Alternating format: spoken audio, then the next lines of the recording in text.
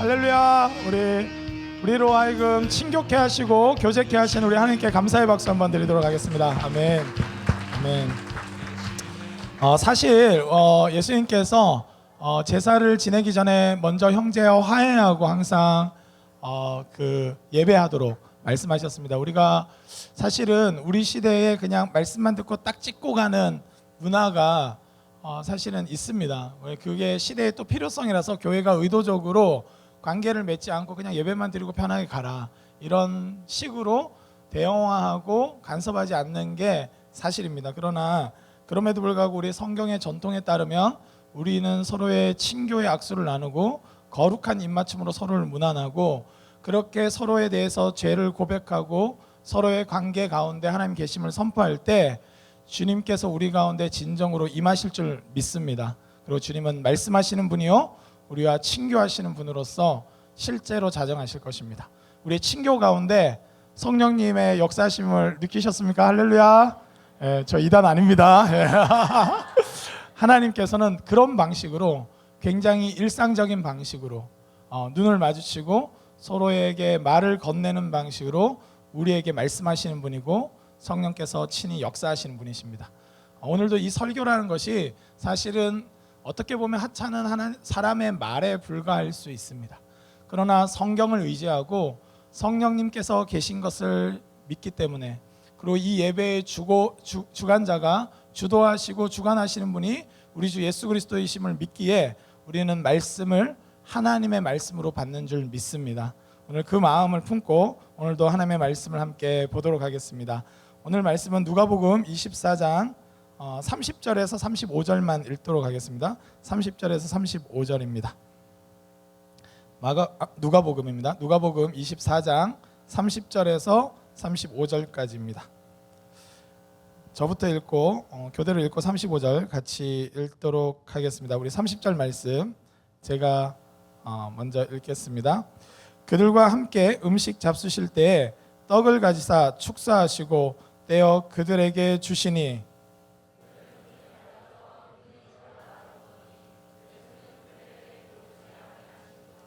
그들이 서로 말하되 길에서 우리에게 말씀하시고 우리에게 성경을 풀어주실 때에 우리 속에서 마음이 뜨겁지 아니하더냐 하고,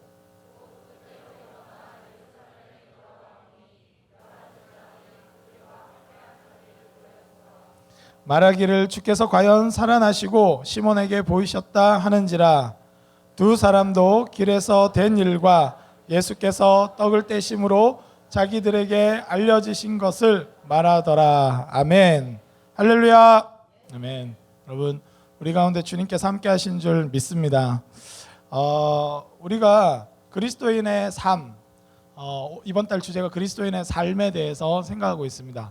그래서 그리스도인이 가져야 될 어떤 이성, 논리, 이 복음적인 논리, 그것은 복음에 있는 이 균형 감각이 필요하다고 같이 나눴습니다. 모든 영역에 복음이 필요하고 예수 그리스도께서 통치하실 때 회복되는 겁니다. 그 영역만으로 절대화될 수 없어요. 심지어는 교회라 할지라도 하나님을 떠난 교회가 있을 수 있다는 거죠. 왜냐하면 종교개혁이 그것을 이미 교회사적으로 드러내고 있어요. 교회도 하나님을 떠날 수 있다는 거예요. 그러니까 어떤 기관이나 어떤 영역은 그것 자체로 절대화될 수 있는 것이 아니라 하나님의 말씀에 의해서 바르게 통치될 때만 그것이 가치 있고 의미 있다는 것입니다. 그러면 교회만 완전한 그렇게 필요하냐? 그렇지 않은 거예요. 가정이나 우리가 다니는 학교나 기업이나 그리고 우리 국가에도 하나님의 말씀에 의한 바른 통치가 일어날 때 그 영역에 합당하게 하나님께서 그 한정 지어 놓으신 그 영역에 합당하게 그곳이 하나님 나라가 될 수 있다는 것을 우리가 바르게 인식해야 된다고 나눴습니다. 그뿐만 아니라 우리가 성령의 열매, 여러분 우리가 신앙생활을 하면서 더 냉담해지고 더 마음이 식어지지 않길 주님의 이름으로 축복합니다. 교회 오래 다녔는데 나 교회 다닌 지 40년 됐어 했는데 표독스러워지지 않길, 표독스러운 할머니가 되시지 않길 주님의 이름으로 축복합니다. 여러분 형제들은 명심해야 되는데 나이가 들수록 음탕한 할아버지가 되지 않길 늘 깨어 기도하셔야 돼요. 무엇을 묵상하고 무엇을 바라보느냐가 정말로 중요합니다. 그렇지 않으면 우리도 모르게 우리 자신이 이 성령의 열매와 상관없는 삶의 열매들을 맺기 시작하는 것입니다. 그리고 이 복음은 복음에 합당한 정서가 있다고 했습니다. 여러분 한 주간도 기쁨의 그 정서 가운데 지냈으리라 믿습니다. 옆 사람 보면 기쁘죠? 할렐루야.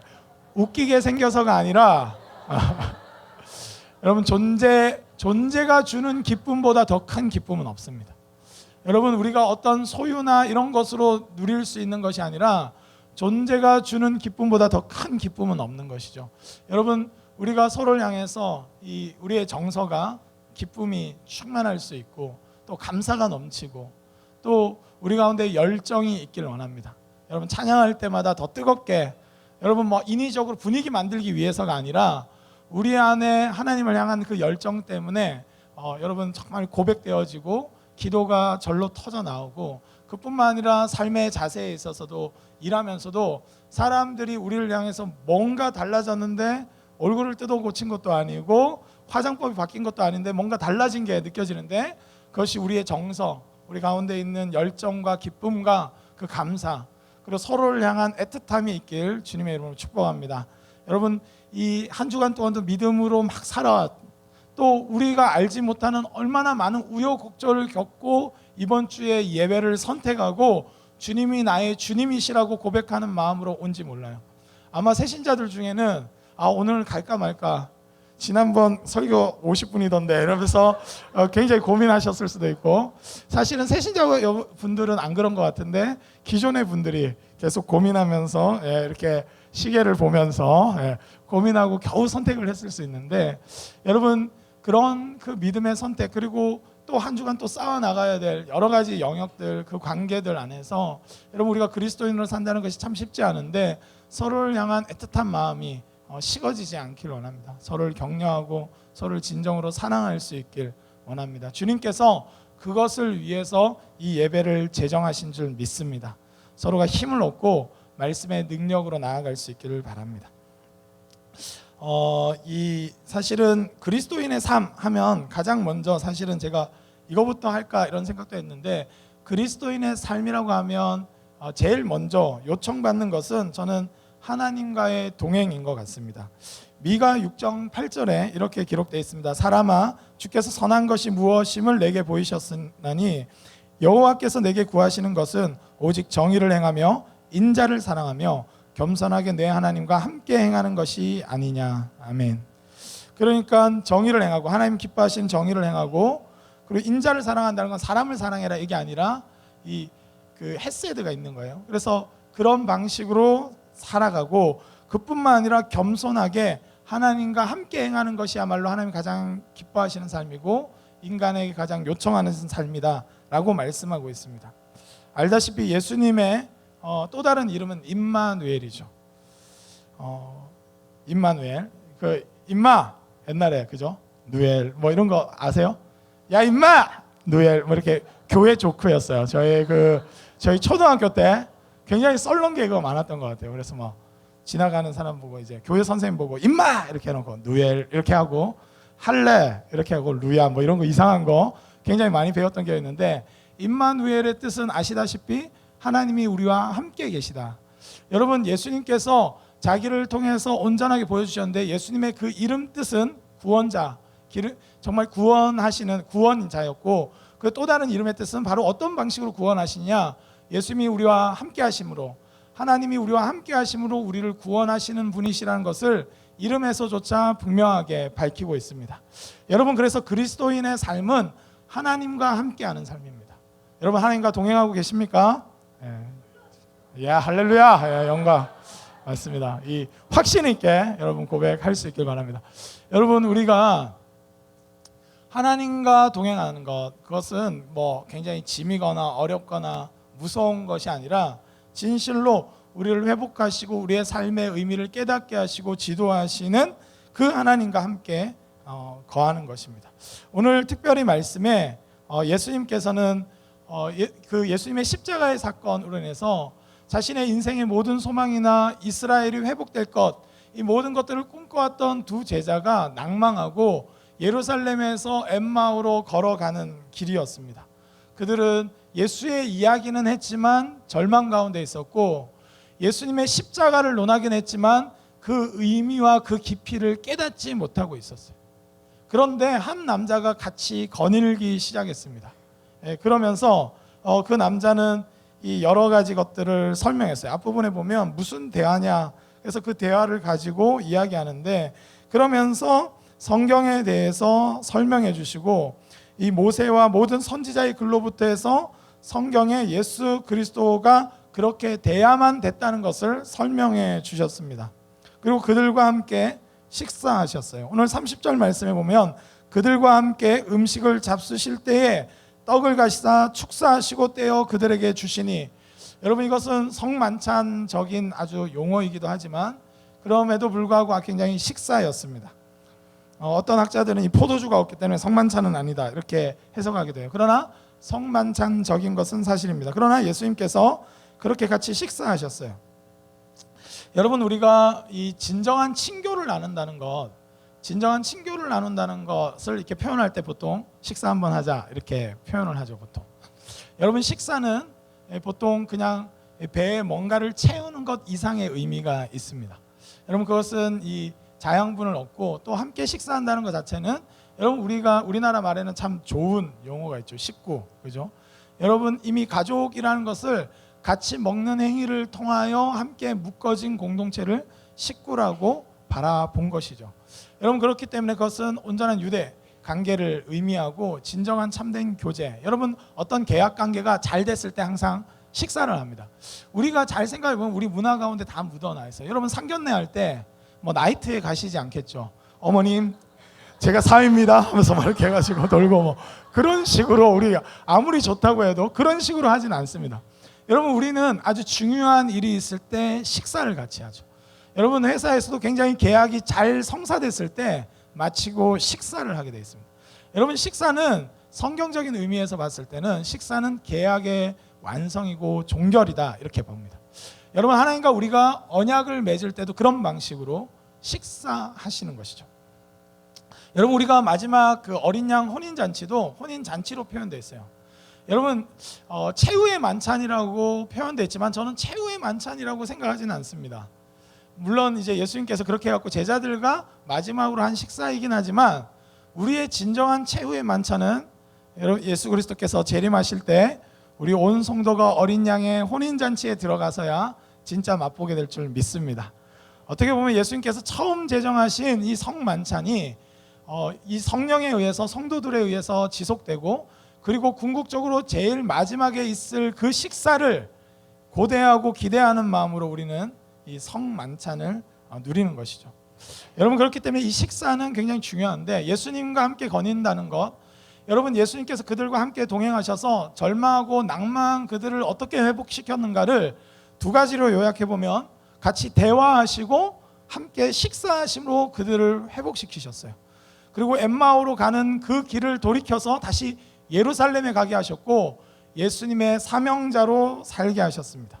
여러분, 우리가 그리스도인이 된다는 것, 예수님과 함께 거니는데 예수님께서 아주 특징적인 것들을 두 가지를 두셨는데, 그것은 우리와 대화하시고 우리와 함께 식사하신다는 거예요. 여러분, 이 누가복음 24장은 특별히 누가복음, 또 이제 사도행전 마찬가지인데 굉장히 교회 예전에 있어서 굉장히 중요한 이 포지션을 갖고 있습니다. 여러분, 크리스마스의 분위기라든지 모든 절기는 거의 누가복음의 분위기에서 다 따온 거예요. 사도행전도 마찬가지고. 여러분, 그 누가가 쓴 누가복음과 사도행전은 그래서 교회의 예전에 있어서 굉장히 절대적인 위치를 차지하는 복음서이고 역사서입니다. 여러분, 그런데 예수님께서 우리가 이 목회자가 된다 이렇게 말하면, 목회자가 된다는 것은 뭐의 목회자인가 하는 질문이 있는데, 가장 중요한 두 가지가 있어요. 그거는 하나는 뭐냐면 설교하는 목회자이고, 두 번째는 뭐냐면 성찬의 목회자이다. 이렇게 이 성례전의 목회자이다. 이 두 가지가 목회자가 가장 중요하게 역할을 해야 되는 것으로 배우게 되어 있습니다. 여러분, 그렇기 때문에 저는 매주마다 중요한 것을 하고 있어요. 여러분들은 이렇게 가볍게 생각할지 모르지만 저에게 있어서는 이게 제 사명입니다. 여러분, 그런데 이 설교와 성찬의 목회자로서 여러분, 이것이 하나님께서 복음을 전달하는 방식으로 두셨다는 거예요. 이것이 굉장히 신비입니다. 여러분, 그 누가복음에 의하면 이 전 인류를 세 시대로 구분을 합니다. 첫 번째 시대는 이스라엘의 시대예요. 완전히 죄로 관영한 가운데 이스라엘을 택하시고 그들에게 율법을 주시고 약속하시고 그들을 통해서 구원하실 것을 계속 말씀하신 이스라엘의 시대가 있고, 그 다음에 누가복음을 자체를 기록한 것 자체가 바로 예수의 시대입니다. 그리고 그 모든 구약의 말씀을 성취하신 예수님이 어떻게 구원하셨는가? 여러분, 예수님은 별명이 있습니다. 자, 예수님의 특징적인, 예수님 사역 때도 늘 그랬던 것 같아요. 누가복음 우리 7장 34절 말씀을 같이 한번 보도록 하겠습니다. 누가복음 7장 34절 뒤에 있는 건데, 예, 감사합니다. 같이 읽겠습니다. 시작. 인자는 와서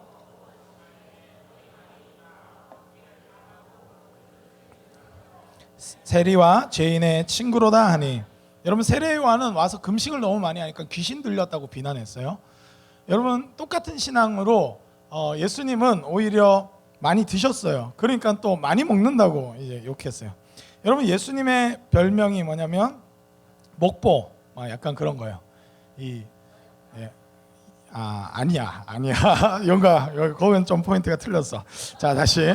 그래서 예수님은 그러니까 너무나 많은 식사의 교제 가운데 들어가시다 보니까 그런 식으로 비난받으셨죠. 여러분, 그렇기 때문에 예수님의 늘 사역은 식사의 자리로 가셨습니다. 같이 유하시고 삭개오를 찾아가시고 제자들을 식사로 초대하시고 그뿐만 아니라 많은 다른 사람들을 만지시고 초대받으셔서 식사를 대접받으시면서 예수님은 그냥 단순히 어떤 구호나 논리를 편 게 아니라 실제 하나님 나라가 도래하는 방식을 우리에게 가르쳐 주셨는데 그것이 식사의 형태로 주어졌다는 것입니다. 여러분, 우리가 하나님 나라 안에서 우리가 가족 되었는데, 여러분, 우리가 어제도 상반기에 새 친구들을 이렇게 딱 모셔가지고 정말 중요한 순간이니까 뭘 했느냐? 식사를 했어요. 예. 여러분, 이거는 그 인류사적으로 어쩔 수 없는 거예요. 가장 중요한 순간 우리는 식사를 해요. 근데 이게 참 독특하게 예수님은 바로 그것, 우리에게 없어서는 안 되는 바로 그것을 통해서 구원의 방식을 설명해 주시고 가르쳐 주셨다는 것이죠. 여러분, 식사하는 것. 여러분, 예수님께서는 그래서 성찬을 베푸셨어요. 그건 6월절의 식사를 그 전통을 이어가지만 전혀 새로운 차원의 예수님의 몸과 피를 마시는 이 영적으로 하나님이 임재하셔서 예수님의 희생으로 우리가 구원받았고, 우리가 요즘엔 다 잘라서 나오지만 본래는 이제 한 덩어리를 찢어서 서로 이렇게 먹게 돼 있었습니다. 여러분, 그러니까 한 빵을 같이 먹고 마시고 예수님의 이 피와 살을 먹음으로써 우리는 예수 그리스도 안에서 한 형제 자매인 것을 고백할 수 있도록, 여러분, 그러니까 그 구호나 어떤 형식이 아니라 실제 그것이 될 수 있도록 식사를 제정하셨죠. 그 하이델베르크 신학 고백서라는 게 있어요. 여러분, 들어보셨습니까 혹시? 죄송합니다. 웨스트민스터 신앙 고백서는 들어보셨을 건데 하이델베르크 신앙 고백서도 있는데 거기서 이 성찬을 이렇게 설명하고 있습니다. 주님의 떡이 나를 위해 떼어지고 잔이 나에게 분배된 것을 내 눈으로 보는 것처럼 확실히 그의 몸은 나를 위해 십자가에 들여지고 찢겨지셨으며 그의 피도 나를 위해 쏟으셨습니다. 그러니까 우리가 먹고 마시는 것을 실제로 한 것처럼 예수님의 사건도 실제 사건이라는 것을 날마다 고백하는 마음으로 성찬을 받아라는 것이죠. 여러분, 예수님은 관념적으로 우리를 사랑하신 것이 아니라 실제로 당신의 피와 살을 우리에게 주셨고 그것이 영생할 수 있는 우리의 영의 양식이 되신 줄 믿습니다. 여러분, 그것을 실제적으로 경험하라고 성찬을 제정하셨다는 거예요. 그리고 하나님 나라의 그 천국 잔치를 미리 만끽할 수 있도록 우리는 항상 성찬에 참여합니다. 그리고 예수님은 그 제자들을 대화를 통해서, 그리고 이제 목회자들을 설교를 통해서 우리를 이제 구원해 가시는 것이죠. 여러분, 우리가 언제 그 회심하고 언제 우리의 마음이 돌이켜졌습니까? 대부분이 그렇겠지만 설교 때였을 거예요. 물론 이제 큐티아 가다가도 그랬겠죠. 그러나 대부분은 처음에 우리가 바르게 성경을 이해할 수 없기 때문에 대부분의 경우는 누군가로부터 선포되어지는 말씀을 통해 우리는 인격적으로 하나님을 만나게 되어 있습니다. 여러분, 그래서 구원의 방식은 성찬을 통해서 계속 전달될 뿐만 아니라 설교라는 형식을 통해서 계속 전달되어 왔어요. 여러분, 예수님이 무엇보다도 설교자셨습니다. 그래서 그분은 늘 말씀하셨고 우리를 깨닫게 하셨어요. 여러분, 우리가 이제 교회 생활을 이렇게 오래 하다 보면 예배에 대한 감각을 잃어버릴 때가 있어요. 그것이 얼마나 중요하고 예수님께서 이것을 통해서 우리의 구원을 계속 이루어 가시고 구원 받도록 하실 뿐만 아니라 성화되도록 하시는 수단은 여전히 저는 제가 믿기로는 이 설교와 그리고 성찬이라고 믿습니다. 여러분, 그렇기 때문에 우리가 이 절기 때마다 받는 성찬이라든지 매주마다 예배드리고 설교를 듣는 이 시간은 구원의 사건이 일어나는 시간이고 예수님이 이 가운데 임재하셔서 우리로 하여금 성경을 풀어서 깨닫게 하실 때 우리로 하여금 우리가 보지 못했던 것, 제자들이 십자가에 대해서 논했지만 십자가의 의미는 알지 못했어요. 예수님 죽으셨어요. 절망했어요. 그런데 여러분, 그 예수님이 우리를 위해서 죽으셨다는 이 사건이 우리에게 얼마나 복된 소식인지 깨닫지 못했습니다. 그것이 얼마나 놀라운 변화를 일으킬 만한 사건인지 몰랐어요. 그러나 예수님이 찾아가셔서 함께 거닐면서 그의 말씀으로 깨닫게 하시고 인생의 의미와 방향을 잡아주신 것이죠. 엠마오로 가던 그들을 다시 예루살렘으로 돌이키고 다시 주의 제자로서 살아가게 하신 것입니다. 교회는 이 전통을 잘 지켜가야 합니다. 여러분, 이 설교 굉장히 중요하죠. 이 목회자들이 책임이 큽니다. 여러분, 그리고 성찬, 여러분, 우리가 성찬이 굉장히 가끔 드리게 돼 있고 너무나 좀 뭔가 가볍고 뭔가 이제 패션 오브 크라이스트 이런 거 틀어가지고 막 이렇게 고통당하는 거 보면서 막 슬퍼해야만 할 것 같은 그런 느낌을 받지만 그렇지 않습니다. 이것은 구원의 하나님의 방식이죠. 우리는 성찬을 받음을 통해서 예수님과의 진정한 식사의 자리에 가서 주님과 교제하고 하나님의 말씀이 들려옴을 통해서 주님과 교제하는 것이죠. 여러분, 그런데 저는 이제 이 누가복음이 좀 더 파격적인 것은 우리 초대교회에 있어서 이 예배 형식이 이게 계속 전달됐는데 우리 얼마 전에 우리 1세기 그리스도인의 생활 이야기였나요? 하루 이야기 책이 같이 좀 추천 도서처럼 아니면 이게 나눠졌습니다. 추천 도서를 읽은 사람들에게 나눠졌었는데 이 똑같은 전에 쓴 책이 있어요. 1세기 교회 예배 이야기라는 로버트 뱅크스라는 이 신학자가 쓴 책이 있는데 그 책에 표현되어 있으면 이제 한 사람이 기독교 예배를 가는데 이제 그 집에 초대받았다고 이게 가상으로 설정해놨어요. 그래서 브리스가와 아굴라의 집에 초대받아가지고 이제 뭔가 예배 드린다고 해서 갔는데 가정집에 갔고 그러면서 이제 먹으면 이제 뭔가 교제하고 인사하고 나서 예배는 언제 시작합니까? 이렇게 질문을 했는데 이미 이 집안에 들어오기 시작하면서부터 예배는 시작됐습니다. 이런 장면이 나와요. 그들이 했던 예배의 형태, 여러분 초대교회는 그래서 이 전통을 따라서 이게 이제 예식화되기 전에 그냥 교제하고 그 가운데 말씀에 대해서 좀 아는 사람들이 좀 풀어주고 해석해주고 그리고 친교를 나누고 그리고 식사를 같이 함으로 예배의 전부였어요. 사실 굉장히 독특하고 이것이 로마의 굉장히 제의화된, 여러분 그리스 로마 신화를 봐서 알겠지만 엄청나게 열광적인 예배보다 훨씬 더 삶의 능력으로 나타나기 시작했습니다. 그 이유는 저는 이제 오늘은 요걸 말하려고 서두가 길었습니다. 서두가 길었는데 지금부터 잘 들으세요.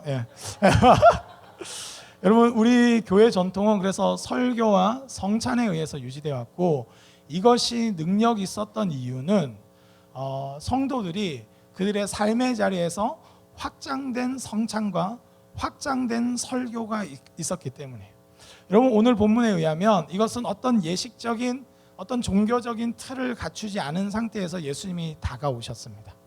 그들과 함께 거닐면서 그들의 대화에 동참하시고 그들의 대화에 있어서 왜곡된 부분들을 말씀으로 바르게 잡아주셨어요.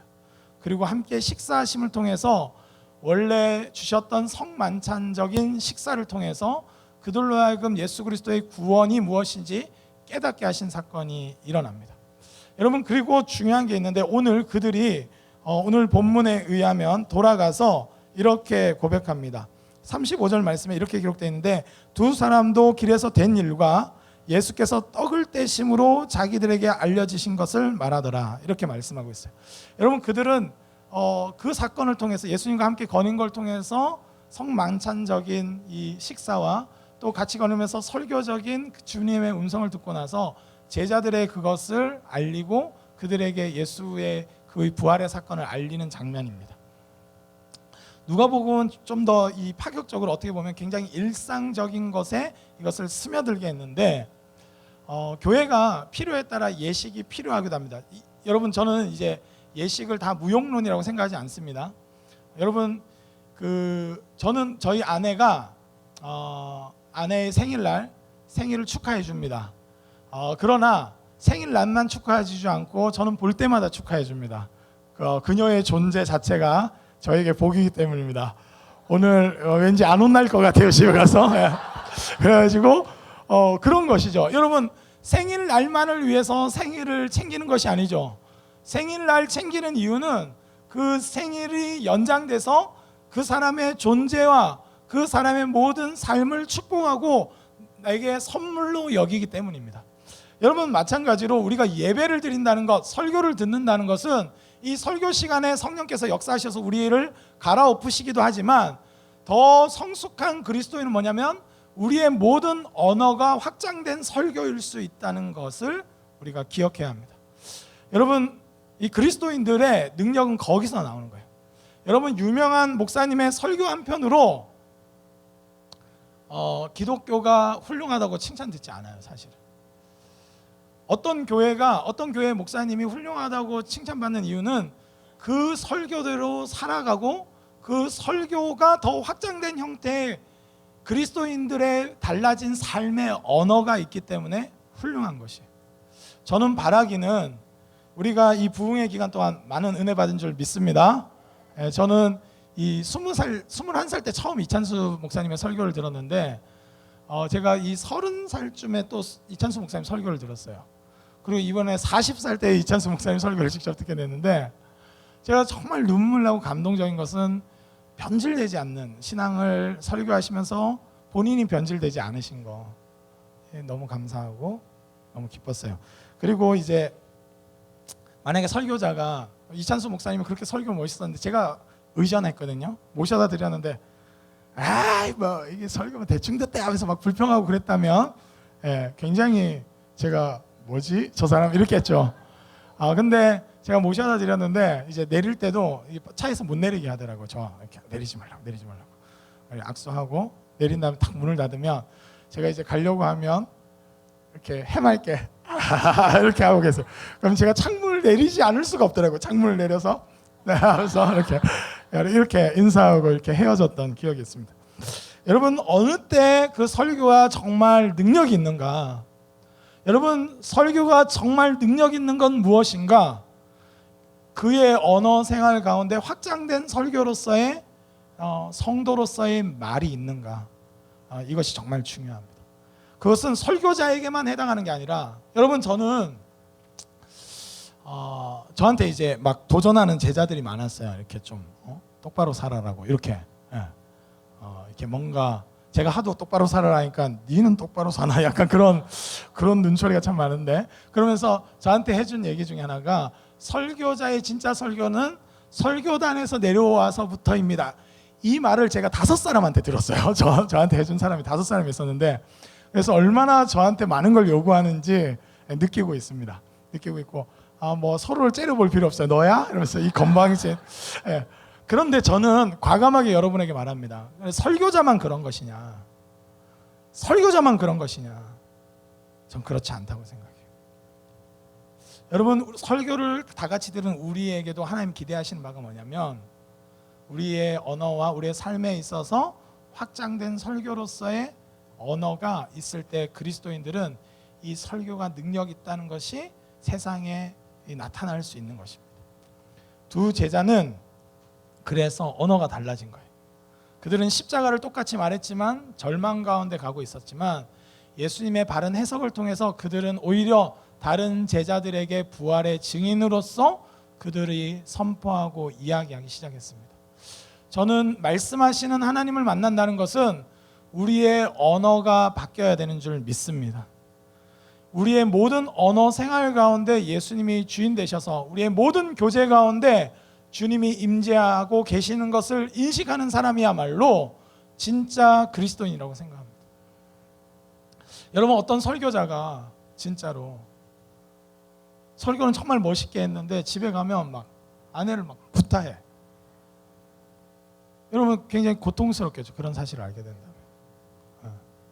여러분, 그런데 설교를 이렇게 은혜롭다고 생각하면서 들은 우리가 부흥회 때 나 결단했다 막 그렇게 한 우리의 이 삶의 형태가 확장된 설교가 아니라면, 여러분, 우리는 그 말씀이 아무런 효력 없음을 오히려 이찬수 목사님도 표현했었던 것 같아요. 그렇게 오히려 니체가 하나님 없는 것을, 신은 죽었다는 걸 증명하는데 이 무기력한 교회를 보라라고 이야기했다는 것을 들으면서 저도 참 우리가 정말 예배하고 온 사람인가 할 만큼 우리의 언어가 무기력 가운데 빠져 있고 절망에 빠져 있다면, 오늘 말씀을 통해서 우리의 언어가 하나님의 이 선포되어지는 말씀인 그 설교만큼이나 중요한 확장된 설교라는 것을 기억하며 성도들을 일으킬 수 있고 우리의 믿음의 지체들을 위로할 수 있고 그들로 하여금 부활의 주님을 볼 수 있게 하는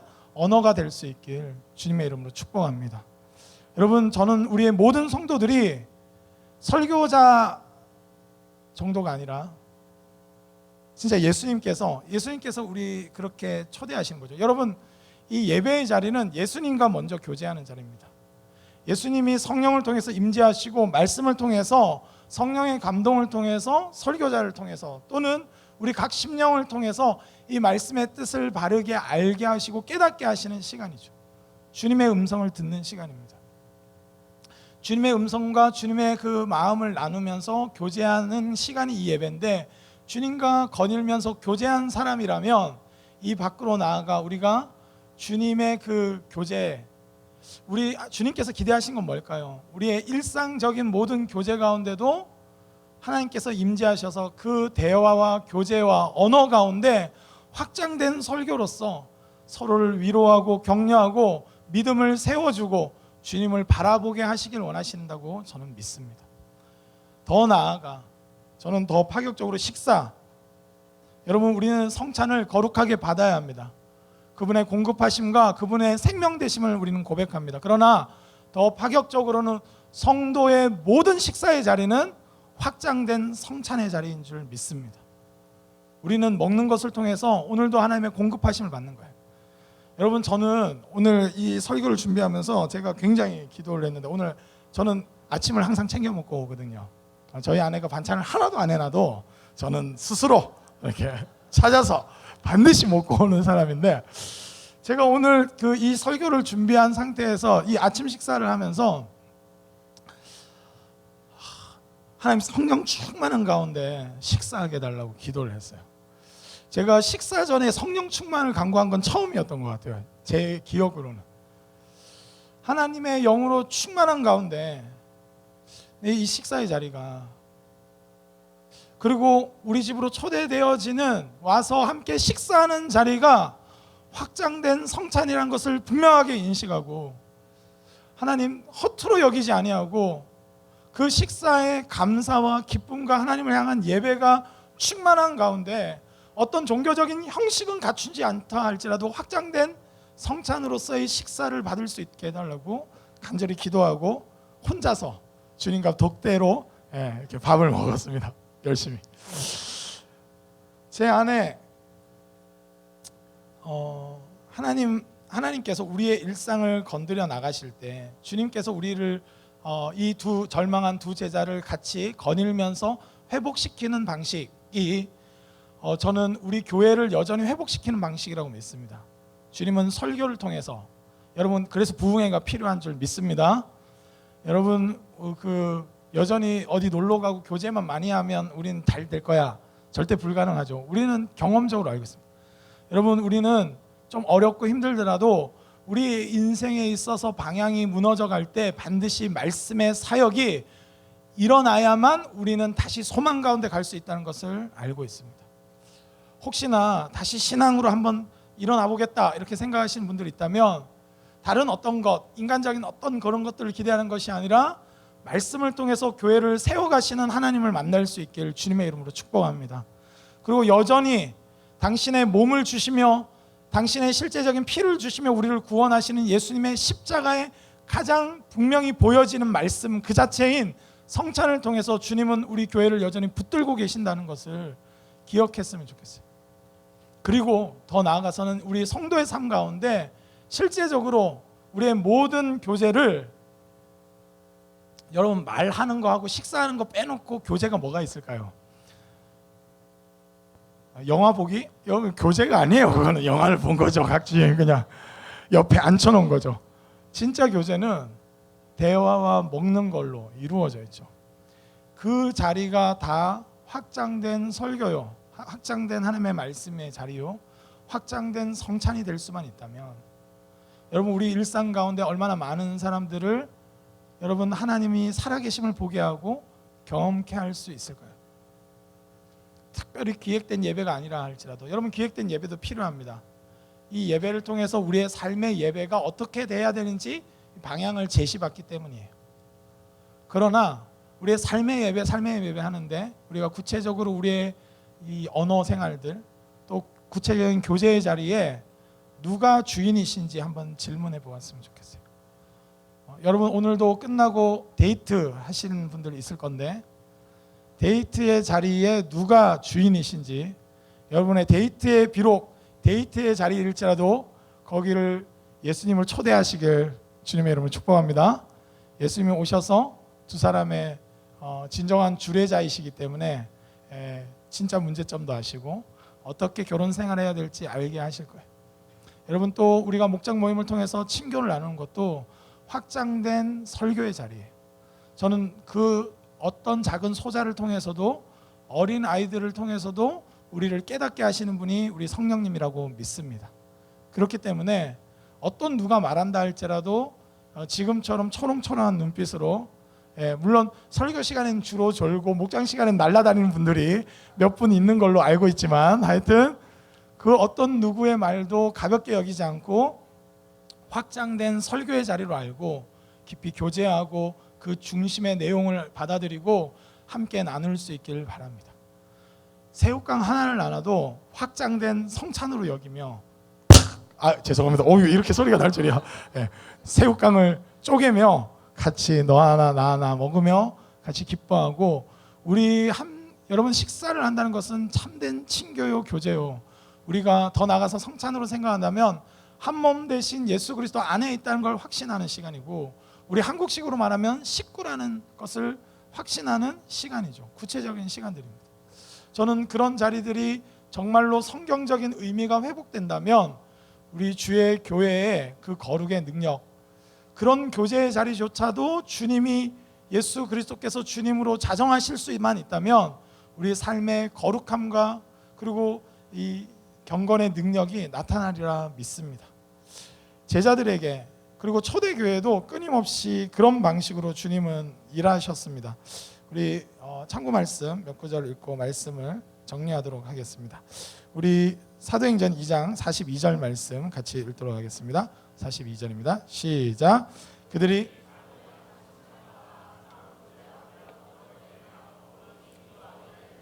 아멘. 사도행전 2장 46절입니다. 같이 읽겠습니다. 시작. 날마다 마음을 같이하여 성전에 모이기를 힘쓰고 집에서 떡을 떼며 기쁨과 순전한 마음으로 음식을 먹고, 여러분 떡을 떼는 행위와 이것을 성찬으로 여긴다면 기쁨과 순전한 마음으로 음식을 먹는다, 이거는 그냥 확장된 성찬일 수 있겠죠.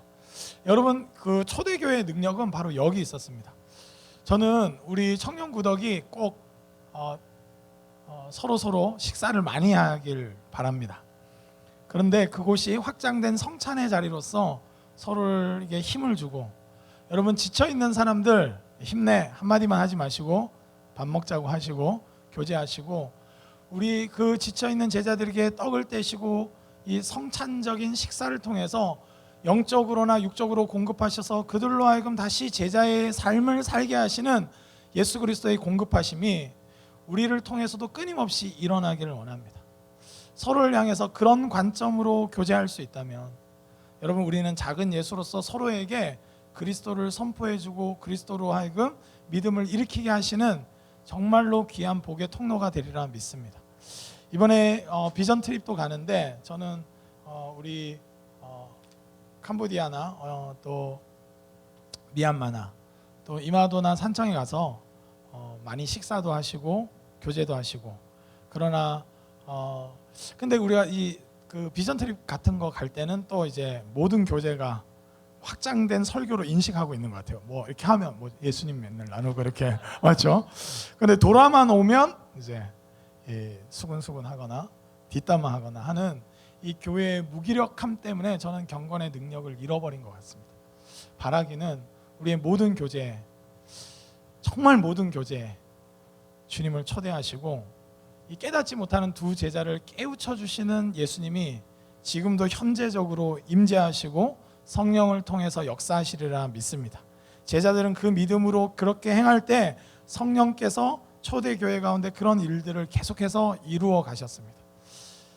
여러분, 진짜 혁명은 어디서 일어났느냐? 그들의 이 잡담과 교제와 그들의 맛있는 식사의 자리에서 예수님은 혁명을 일으키셨어요. 그 일상적인 자리가 확대된 성찬이요, 확대된 설교가 됐을 때 초대교회는 가장 능력 있는 교회, 세상이 감당하지 못할 진짜 주님의 교회로 살았습니다. 저는 우리가 예배드리러 오기 전에도 마찬가지고 이후에도 마찬가지고 여러분, 우리가 다 왕같은 제사장이고, 여러분, 우리가 이 세상의 소금이요 빛이고, 그리고 우리가 부활의 증인 아니겠습니까? 여러분, 사도들만 그런 것이 아니고 또 목회자들만 그런 것이 아니라 또 비전 트립 가는 사람들만이 아니라 우리 모두가 그렇다는 것을 인식하고 우리의 삶의 자리에서 한번 성령 충만한 가운데 식사하시고 성령 충만함을 구하면서 목장 모임에 가시고 그 의미와 본질을 깨닫고 가장 핵심된 구원의 방식으로 주신 설교와 성찬을 더 깊이 이해하면서 우리의 일상 가운데 그 무가치한 것으로 여겨졌던 우리의 식사 자리와 우리의 교제의 자리가 거룩함으로 회복될 수 있다면 저는 우리 청년 구덕 가운데 정말 놀라운 변화의 역사를 일으키시리라 확신합니다. 지금도 그렇게 일해 오셨는데 앞으로도 그렇게 하실 거라고 믿습니다. 여러분, 우리가 더욱더 깊이 서로를 통해서 예수 그리스도를 발견하고 예수님을 만날 수 있으면 좋겠습니다. 저 이찬수 목사님 뵈면서 참 좋더라고요.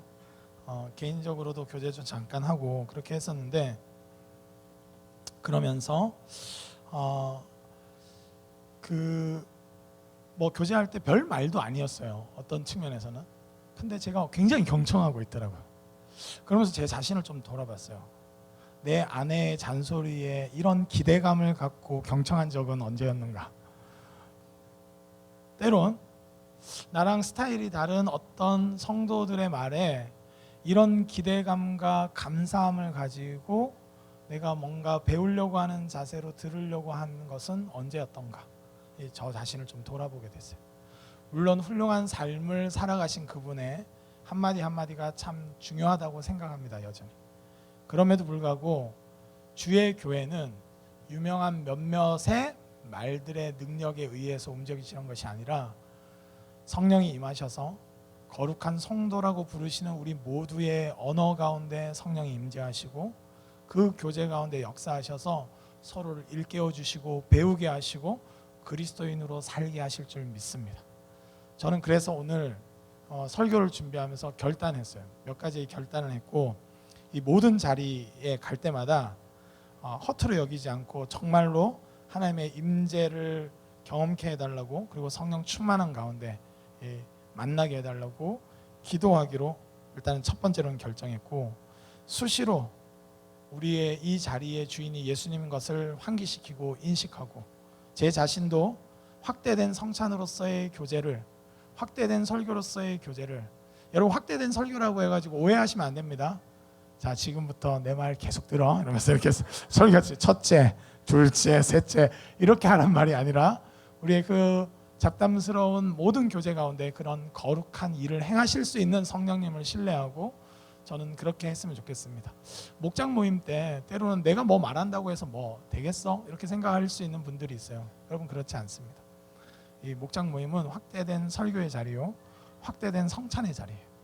우리가 함께 먹는 것을 뗄 때 또 서로에 대해서 진정 어리게 듣고 조언하고 나에게 경험된 은혜들을 나눌 때 하나님은 들을 사람을 듣게 하시고 깨우쳐 주시고 서로로 하여금 그리스도를 보게 하시는 일들이 계속적으로 일어날 줄 믿습니다. 여러분 그 경외감과 그 환희 가운데 이 교제들이 회복됐으면 좋겠어요. 여러분 제자들 한번 생각해 보시면 저는 부활하신 주님이 그렇게 깨닫게 하실 때 그리고 다시 돌아가게 하실 때 그 기억을 기억하면서 아마 이 초대교회가 떡을 뗄 때마다 주님을 기억하면서 뗐을 거라고 생각해요. 여러분 그 전통을 받은 저입니다. 하나를 떼더라도 한 사람의 말을 듣더라도 주 안에서 성령의 그 충만한 가운데 서로 교제하고 이렇게 하실 때 우리 안에 성령께서 일하신 것을 계속 경험할 수 있으리라 믿습니다. 여러분 우리가 제가 참고 구절 그것만 하고 끝낸다는데 죄송해요. 한 구절만 더 있었거든요. 제가 이것만 하고 진짜 끝낼게요. 마태복음 18장 20절인데 여러분 너무 잘 아는 말씀입니다. 함께 읽겠습니다. 시작. 두세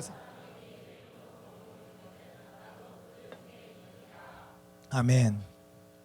여러분 저는 우리가 어떻게 거룩해질 수 있는가 고민하는데 막 째고 회개하고 여러분 필요합니다. 그러나 우리의 일상이 어떻게 거룩해질 수 있는가는 우리의 모든 일상성 가운데 임재하시고 함께 하시는 하나님을 인식함으로써 여러분 이 설교 예배 드릴 때뿐만 아니라 여러분들이 큐티할 때도 하나님의 경외함으로 나아갈 때 성령께서 조명하셔서 일깨워 주시는 부분들이 있으리라 믿습니다.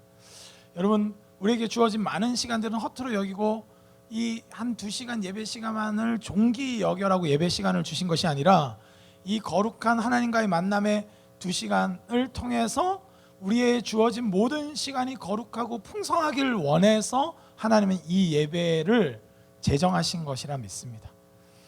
그렇기 때문에 우리가 이 두세 사람이 모여도 한두 사람 같이 교제해도 주님을 인식하며 나아가면 하나님께서 복음 안에서 이 나타난 그 능력들을 끊임없이 우리 삶의 자리에서 나타나게 하시리라 믿습니다. 여러분 그렇기 때문에 주인으로 늘 초대하시고 여러분 어떤 이야기들이 막 오고 갈 때 절망이 오고 가고 누군가를 욕하고 비난이 오고 갈 때 말씀으로 바르게 해석해주고 바로 잡아주는 일들이 우리 교제 가운데 있기를 원합니다. 그리고 저는 실제로 일주일에 적어도 이게 매 순간순간 안 되는 우리 지체들도 있을 거예요. 그러면 기획해서라도 기도하고 이 만찬의 자리를 좀 만드셨으면 좋겠어요. 집으로 초대도 하시고 그래서 확대된 성찬을 느끼시고 그 확대된 설교를 느끼시면서 풍성한 교제. 제가 아까 설교 교제할 때 설교하지 말라고 한 이유가 있는데 제가 얼마 전에 어떤 모 형제랑 교제할 때 그 형제가 그런 줄 몰랐는데 저랑 처음 이렇게 교제할 때 제가 2시간 동안이나 떠들었다고 하더라고요. 왔다 갔다 해야 되는데 갔다 안 가고 계속 제가 그래서 교회를 떠나려고 했대요. 그래가지고 제가 굉장히 충격을 받고 내가 확대된 설교에 실패했구나 이걸 알고 여러분 성령은 두 사람의 교제를 통해서 역사하신다는 거 이게 굉장히 중요한 것 같아요. 여러분 우리의 저는 어떻게 하면 부산을 복음화할 수 있고 삶을 다 거룩하게 개혁할 수 있는가? 하나님이 아주 특별하고 독특한 방식이고 대형 집회고 이런 것은 아닌 것 같아요. 여러분 그런 집회가 필요합니다. 그러나 그것으로의 역할이 있고 실제적인 혁명은 어디서 일어났느냐? 식사의 자리와 우리의 모든 삶의 교제의 자리가 진짜 그리스도인이 됐을 때 여러분 초대교회는 로마를 뒤흔들 만한 능력이 있었고 변화시키는 권능이 있었는 줄 믿습니다. 이번 한 주 동안 여러분 혹시 학교 급식 이제 거의 기말 다 끝나서 이제 아닐 수도 있겠네요.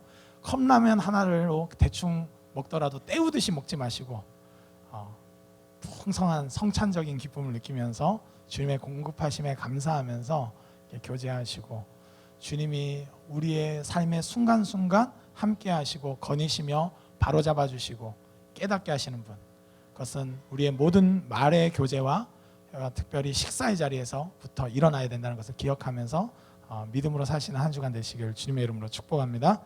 우리 시간 함께 찬양하고 기도하도록 하겠습니다.